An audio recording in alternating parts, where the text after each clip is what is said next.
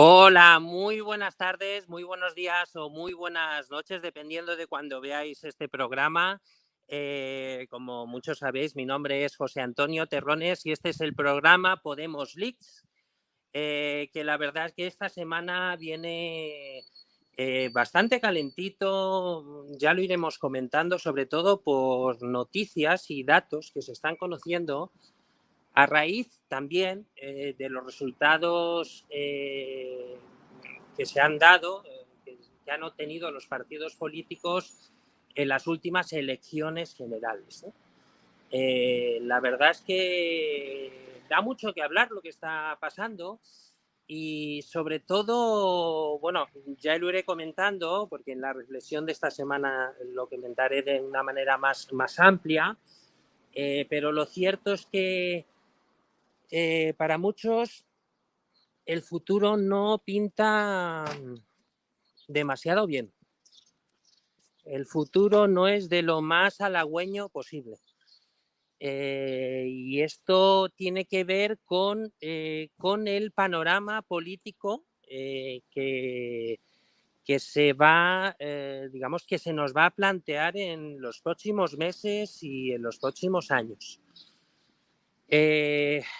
Bueno, si al final, como parece ser, va a haber un gobierno de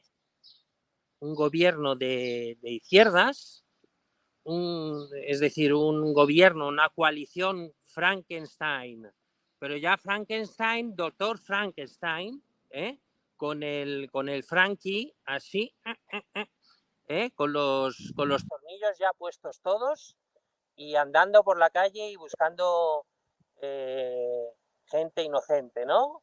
Y después ya sabemos que con el tiempo vendrá el pueblo con las antorchas, pero de momento tenemos al Frankie y al doctor Frankenstein muy contento de que todo haya salido como él creía, como pasaba con el doctor Frankenstein. Bueno, lo que quiero decir con ello es que, bueno, la situación es complicada, pero claro, un poco, digamos, el título del programa viene por eso, es decir, la incompetencia, viene digamos, de los políticos o más bien de los votantes. Es decir, ese es el kit de la cuestión, ¿no? Es decir, si el problema es la política en sí, la clase, entre comillas, política, o ya como clase política tiene unos súbditos, tiene un estamento por debajo de gente cortesana, de gente que lo que quieren es, no quieren otra cosa que servir a esa clase política, ¿no? Y les sirven votándoles, hagan lo que hagan, ¿no? Es decir, les suben los impuestos de una manera brutal, da igual, no pasa nada. Suben los precios, bueno, no sé, nadie sabe cuánto han subido realmente, ¿no? Es decir, un 50% en los últimos 5 años, posiblemente más. Pero bueno, claro, dicen que ha subido no sé cuánto. Bueno, tú te lo crees o no te lo crees. El paro, no, estamos en cuanto a ocupación laboral, bueno, de las más altas de la historia, sí, créetelo todo. No te puedes creer nada porque tú sabes que es falso, que es mentira, pero bueno, tú créetelo y ya está, ¿no? Lo sabes que es falso, lo sabes que es mentira, ¿no? Pero bueno, tú depositas tu voto, ahí viene un poco el tema, ¿no? ¿Por qué depositas tu voto? No, porque, hombre, va a venir el fascismo que nadie sabe lo que es, porque en realidad hoy en día, como todo es fascismo, ya nada lo es, ¿no? Es decir, realmente grupos fascistas en España hay muy pocos, pero claro, eso es como el tema de la homofobia. ¿Qué es la homofobia? No existe la homofobia. No existe ni siquiera como enfermedad mental, pero mucho menos a una persona que le llaman homófobo porque no le gusta ver a dos hombres besándose delante suya. La persona que dice eso no sabe lo que está diciendo, ¿no? No lo sabe ni lo sabrá nunca, ¿no? Entonces, pues eso, ¿no? De ahí viene un poco todo el tema, ¿eh? Y la verdad es que en realidad todo ha surgido a través de, digamos, de un vídeo, de un archivo que ha compartido uno de los, bueno, de los youtubers que yo suelo seguir, que es Sergio Candanedo, un tío blanco hétero, que ha comentado que él al final se va de España, ¿no? Y se va de España no porque estemos en manos de políticos incompetentes, que eso ya lo sabemos, sino que en realidad se va porque estamos en manos de unos votantes incompetentes, yo diría indolentes, ante una situación lo más complicada posible, pero da igual, ellos van a seguir votando al PSOE, van a seguir votando a Bildu, van a seguir votando a ERC, van a seguir votando a todos esos partidos que ellos saben que lo único que quieren es subir los impuestos a la gente. Seguramente es que, como ocurre, como se está demostrando en datos, ya hay prácticamente un 50% de la población española que vive del Estado, es decir, a través de ayudas estatales, subsidios, subvenciones, bueno, ya ni por subvenciones, porque uno puede tener una empresa privada y vivir de subvenciones. Cuidado, eso no está dentro de este tema, ¿no? O incluso, evidentemente, los funcionarios públicos que, bueno, diría en su mayoría, ganan legítimamente un sueldo digno, más digno que el de la empresa privada, es decir, los sueldos son bastante más altos en la empresa pública que en la privada, de media, y además, bueno, quiero decir que supuestamente digno y supuestamente legítimo, porque eso también sería debatible, ¿no? Tendríamos tiempo para debatir sobre ese tema, ¿no? Bueno, ante todo lo que quería hacer ahora, para comenzar, es poner un pequeño vídeo sobre un artículo en el cual también se comenta sobre este asunto de los, digamos, de los votantes, de qué ocurre con los votantes, ¿no?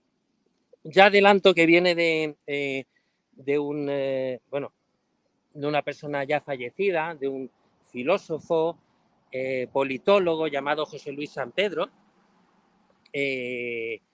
Bueno, es una entrevista que le hacen y él habla precisamente eso, de la responsabilidad que tenemos todos los votantes a la hora de depositar nuestro voto en la urna. Venga, un abrazo y muchas gracias por estar ahí. Comenzamos.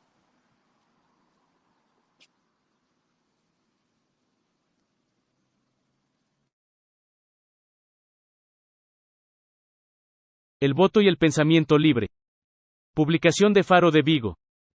Circula por la red una entrevista de Jordi Évole al profesor José Luis San Pedro, cuyas reflexiones más relevantes en relación con el tema que voy a tratar son las siguientes. Comienza diciendo San Pedro que para que pueda haber una democracia, tiene que haber demócratas. Y que para ser demócrata hay que tener libertad de pensamiento. Añade San Pedro que, sin embargo, toda la educación que nos dan va contra la libertad de pensamiento. Si usted no tiene libertad de pensamiento, dice él, la libertad de expresión no tiene ningún valor. Porque si lo que usted está expresando es lo que le han dicho que diga, eso no tiene ningún valor personal. Deberían educarnos, agrega, para pensar por nuestra cuenta, para razonar por nuestra cuenta, y para arriesgarnos por nuestra cuenta, y que cada cual sea quien es. Cuando hablo con los ciudadanos, concluye San Pedro, siempre les digo, reeducaros, y además reeducad a la gente. Pero estamos educados para no tener independencia y para ser sumisos y buenos borregos. A esa falta de pensamiento propio y su sustitución por otro uniformizado se refería también Ortega y Gasset en la lección, Cambio y Crisis, que forma parte de su obra En torno a Galileo, la cual describió en 1933 lo que el filósofo denominó, la ajenidad del pensamiento, con las siguientes palabras, mis opiniones consisten en repetir lo que oigo decir a otros. Pero ¿quién es ese o esos otros a quienes encargo ser yo? Ah, nadie determinado. ¿Quién es el que dice lo que se dice? Ah, pues la gente. La gente es un yo irresponsable, el yo de la sociedad o social. Y al vivir yo de lo que se dice, y llenar con ello mi vida, he sustituido el yo mismo que soy en mi soledad por el yo gente que he hecho, gente. Pero volviendo a José Luis San Pedro, está propugnando que solo voten los preparados, en lugar de la generalidad de la ciudadanía con independencia de su grado de formación. O, dicho de otro modo, al exigir que el votante piense por su cuenta, está proponiendo el citado profesor la llamada epistocracia, el gobierno de los que saben, cuyo significado vendría del prefijo griego, episteme, que significa conocimiento, y el sufijo también griego, cracia, que significa gobierno. Sistema que habrían insinuado ya Platón o John Stuart Mill, y que habría perfeccionado recientemente el filósofo y profesor en la Universidad de Georgetown, Jason Brennan, en su último libro, Against Democracy, contra la democracia, publicado entre dos acontecimientos que habrían reforzado su tesis, el sí al Brexit y la victoria de Donald Trump. Y ello porque ambos resultados habrían invitado a más de uno a preguntarse si el sufragio universal no es una absoluta temeridad. Creo sin... Sí, bueno, como veis el vídeo en cuestión, pues nos habla un poco de lo que es digamos, la responsabilidad que tenemos todos digamos, los seres humanos a la hora de votar, ¿no? De saber lo que votamos y por qué votamos ciertas actitudes o a ciertos partidos políticos, ¿no? Ese es un poco el tema en cuestión, ¿no?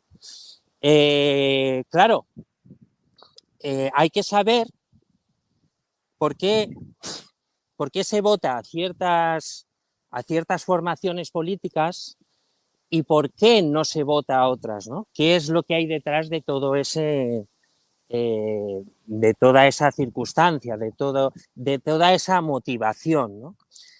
Y bueno, sería importante, digamos, conocer, digamos, lo que es uno de los factores muy importantes en este caso, que es la mentalidad de rebaño. Y para eso hay un libro que os puedo recomendar, que es el de Jano García, llamado El rebaño. Os pongo una pequeña reseña, porque me encantaría que lo leyerais, porque trata muy bien precisamente este tema de los votantes, de cómo está configurada la política actual y por qué es intolerable que alguien de izquierdas algún día pueda llegar a votar a un partido de derechas o incluso viceversa, ¿no? Lo pongo y comentamos. Venga, un fuerte abrazo. Prólogo de Antonio Escotado. Vivimos en una época en la que los sentimientos prevalecen sobre la razón. El poder de las instituciones públicas, combinado con las masas de acoso, las redes sociales y los medios de comunicación, conquista las mentes de los pueblos occidentales. El resultado es una sociedad dócil guiada por la desinformación y los dogmas impuestos, apenas cuestionados, como la igualdad, el cambio climático, el racismo, el intervencionismo estatal o el feminismo radical, siempre vigilados por el ojo que todo lo ve. Jano García construye en este libro uno de los relatos más reveladores y novedosos de los últimos tiempos sobre la tiranía ideológica que subyuga a Occidente y que transforma sus sociedades en rebaños serviles condenados al pensamiento único. Información de producto. Editorial. La esfera de los libros. Bueno, como veis, precisamente lo que hace es eso, ¿no? Es decir, hace digamos, una exégesis, un análisis de lo que es la sociedad a través precisamente de las organizaciones políticas y de los ciudadanos que hay en torno a esas organizaciones políticas, ¿no? Y la verdad es que es fácil entender por qué nos han llevado a esta situación actual. ¿Por qué actualmente digamos, ya la polarización forma parte de nuestro ambiente político y por qué ya nos va a ser muy complicado volver atrás en todo ese, digamos, en toda esa forma de ver el mundo, ¿no? Bueno, ahora lo que me gustaría es precisamente, como he comentado, que, digamos, escucharais la reflexión de esta semana alrededor de lo que es digamos, el tema que ya he expuesto al principio. La verdad es que, bueno, ahí lo veréis, que algo ha cambiado, algo está cambiando en la sociedad y cada vez nos parecemos a todos esos países con los cuales compartimos una lengua y que de alguna forma, no sé por qué, pero estamos hermanados casi ya en todo, ¿no? En la forma de pensar, en el exilio cada vez más pronunciado de las personas más valiosas y, digamos, cuyo espíritu de emprendimiento es mayor, cada vez se va más ese tipo de gente, como ocurre en esos grandes países que se venían a España, pero que posiblemente, y ya lo están haciendo, muchos de esos que iban a España están volviendo, bueno, se están yendo a otros países. Lo pongo y nada, comentamos. Venga, un fuerte abrazo.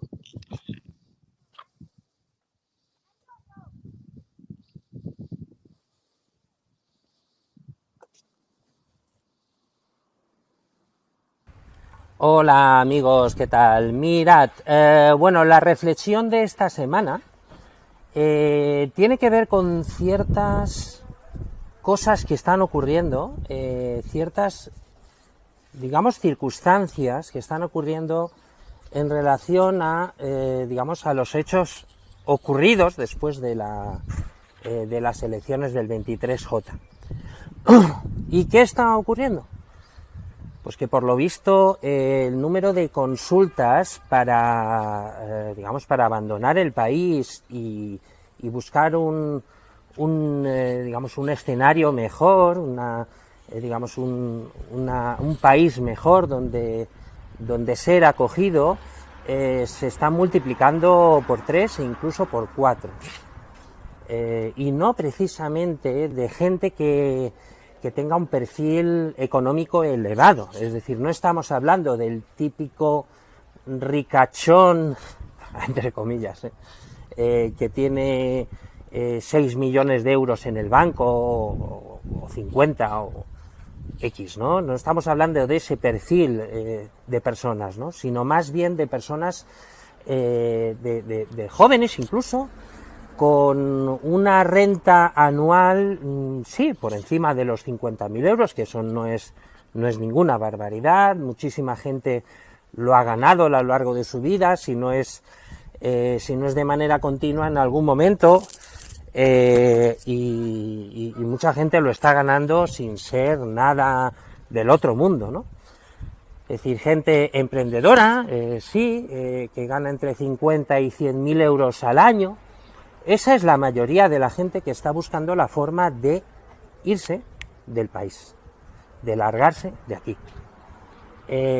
Y yo no creo que sea porque sean más tontos que los demás, a lo mejor es que son gente, hombre, si han logrado ese, digamos, ese nivel de facturación, que normalmente no lo logramos, las personas de la calle no logramos esa cantidad de dinero al año, ¿no? Nos cuesta mucho llegar a los 20.000, 30.000, yo qué sé, no lo digo por mí, pero quiero decir, eso es la media, ¿no? De un salario digno, de unos emolumentos dignos, no sé.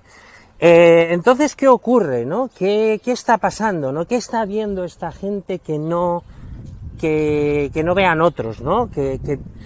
Porque hay otros que piensan que en España se vive de forma maravillosa, que todo va de maravilla, que bueno, que todo es sensacional, pero en realidad para mucha gente, que no es la mayoría, lógicamente, no es la mayoría, ya sabemos que no es la mayoría, pero hay mucha gente que piensa que la situación no solo es complicada ahora, sino que posiblemente se va a complicar en el futuro.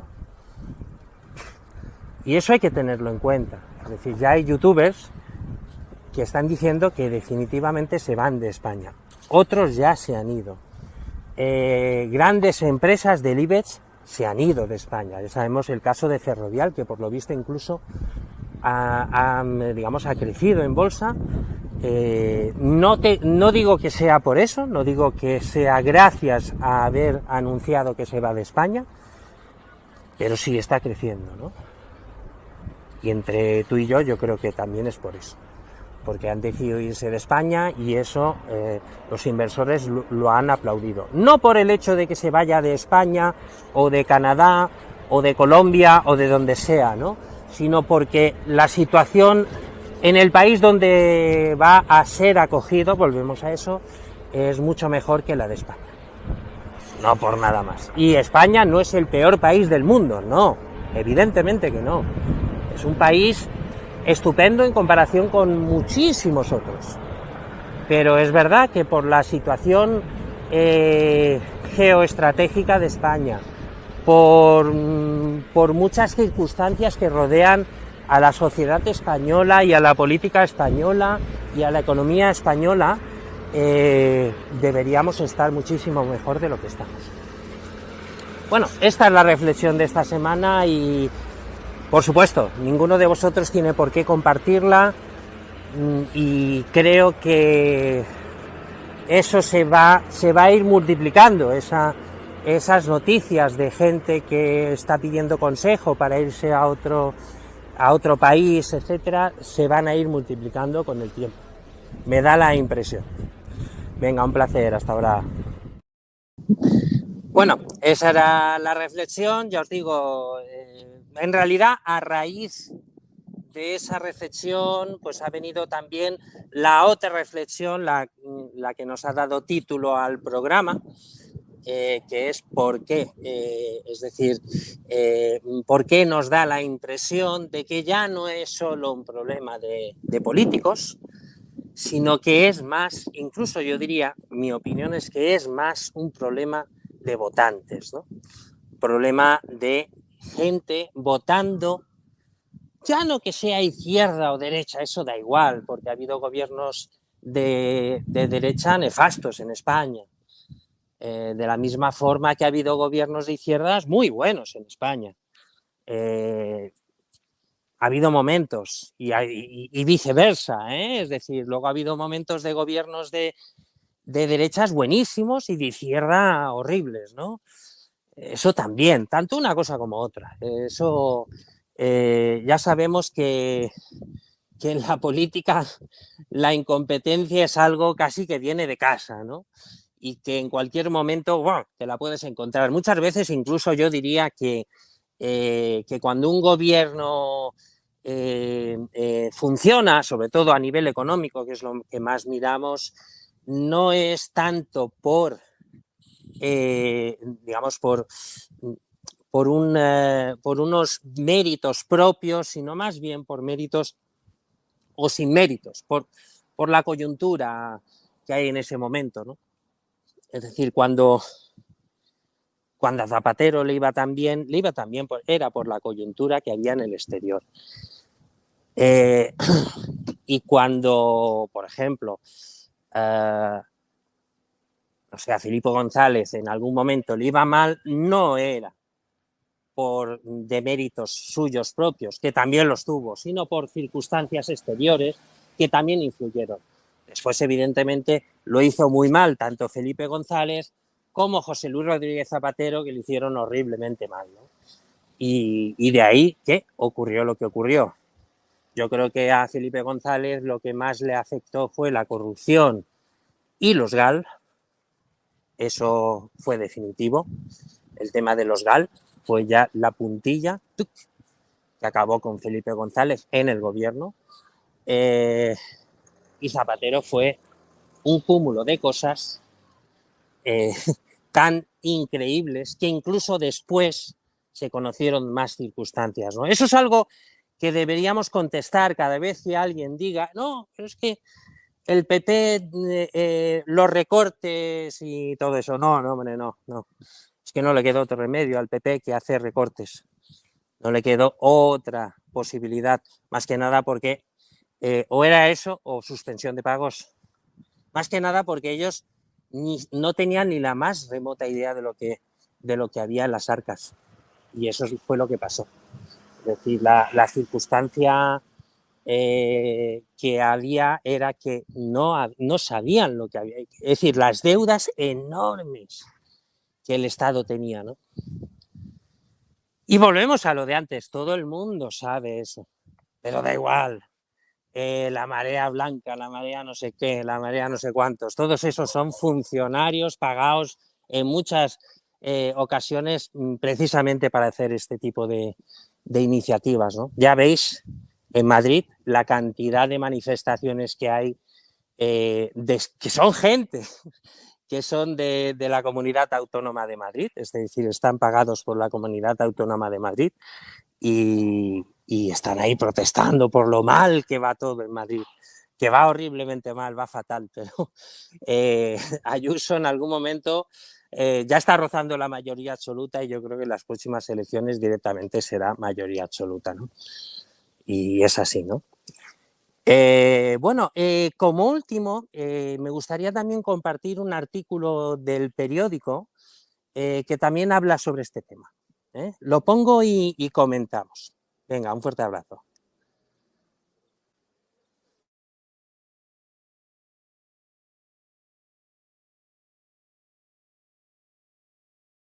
Un país de políticos pastores para votantes borregos. Publicación de El Periódico. Envía un artículo sobre el 26J. Desgraciadamente, es lo que tenemos y es lo que nos merecemos, un país en el que nos roban y siguen sacando la mayoría de los votos los partidos que se han demostrado corruptos.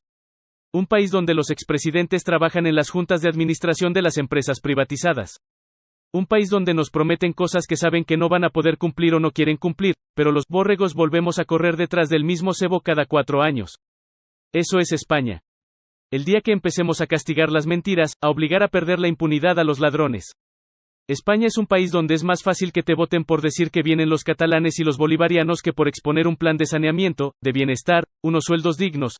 Un país donde se paga para que los bancos sigan pudiendo cobrar a los ciudadanos las hipotecas, sin piedad, mientras a esos bancos se les dé a fondo perdido el dinero con el que se podrían pagar esas hipotecas.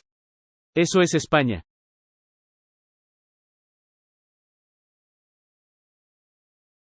Bueno, eso es España y eso es la izquierda, ¿no? Porque este hombre, el periodista, está clarísimo cuál es su tendencia, la respeto, no la comparto, porque yo creo que los países que funcionan son aquellos donde la responsabilidad de cada uno es mayor, es decir, donde el emprendimiento no tiene trabas burocráticas, donde no hay una cantidad de funcionarios sobre funcionarios, sobre funcionarios, sobre funcionarios, que es lo que pasa en España. Que funcionario, bueno, funcionario de carrera tal, pero después está el que está en una empresa pública, el que está en la diputación de no sé qué, el que está en tal, y al fin, todos son funcionarios. Por eso es lo que decía, que en España, con sueldos públicos, hay una cantidad enorme de personas, mucho más que en la mayoría de países civilizados que conocemos. Y ese es un gran problema. ¿Por qué? Porque se fomenta, digamos, la precariedad en muchos sentidos. Es decir, mucha gente tiene un sueldo público, mucha gente tiene un subsidio público, lógicamente, con lo cual pues solo trabajarán si consiguen un trabajo hiper mega digno, y después están los funcionarios, ¿no? Hay que decir que en España, para acceder a para poder conseguir una plaza pública, digamos, en una oposición es muchísimo más complicado que en otros países de la Unión Europea, de la OCDE, etcétera, etcétera, etcétera. Muchísimo más difícil, ¿eh? Entrar en un cargo, digamos, con una plaza, digamos, de funcionario. Muchísimo más difícil. ¿Eso qué hacen? Pues hace algo tremendo, y es que mucha gente para poder entrar necesita años de preparación para poder conseguir esa plaza. Y eso hace que salgan del mercado, ¿no? Gente muy válida sale del mercado. Otro problema que tiene el tema del funcionariado en España, y es que, como ya he dicho, los sueldos medios de un empleado público son bastante más elevados, como 500 euros, incluso más, casi 1.000 euros por encima digamos, de lo que es el empleado privado. ¿Y eso qué hace? Que mucha gente que podía estar emprendiendo, pues no lo hace simplemente porque ¿para qué va a emprender? Si al final va a ganar 30.000 euros al año esforzándose lo justo, ¿no? Y ese es un problema fundamental, porque si además de ponerte una cantidad de trabas enormes por la cantidad de burocracia que hay, porque hay que nutrir de funcionarios a toda esta estructura, además de esas trabas, resulta que la gente preparada, la gente formada, la gente que sería capaz de emprender no lo hace. Por eso que digo, porque ya ocupan una plaza pública, pues claro, eso hace que, digamos, que el mercado en España no funcione como sería necesario. Bueno, pues nada, pues un poco era todo eso lo que quería comentar. La verdad es que es un placer enorme teneros aquí y nada, bueno, como siempre, de todo esto que estoy diciendo, me gustaría que también os informarais en Internet, en la red o en redes sociales, donde sea, tenéis Google, es decir, podéis hablar con el santo Google y a partir de ahí conseguir una cantidad enorme de información sobre todo lo que estoy diciendo, que por supuesto yo no tengo ni tengo la Biblia en la mano para decir siempre la verdad. Es decir, la verdad de hecho no existe. Eso es algo que tenéis que tener en cuenta. La verdad no existe. Lo único que existe es la sinceridad. Uno debe ser sincero, honesto, lo máximo que pueda, lógicamente, lo que le permita su posición económica. Es una pequeña broma, pero es verdad. A veces uno puede ser todo lo honesto que su familia le pueda permitir. Y lógicamente, como siempre digo, comentar en la caja de comentarios todo lo que queráis sobre lo que hemos comentado, valga la redundancia. Darle me gusta al programa, compartir el programa en todas vuestras redes sociales y con todos vuestros contactos. Y, por supuesto, comentar offline, que existe un programa llamado Podemos Leaks, que habla todas las semanas del partido político Podemos y de la izquierda en general, porque siempre es interesante saber, digamos, cómo se respira ese ambiente, porque la verdad es que es muy interesante. Pues nada, un placer enorme estar aquí otra vez con vosotros y nada, hasta la semana que viene. Un fuerte abrazo, amigos.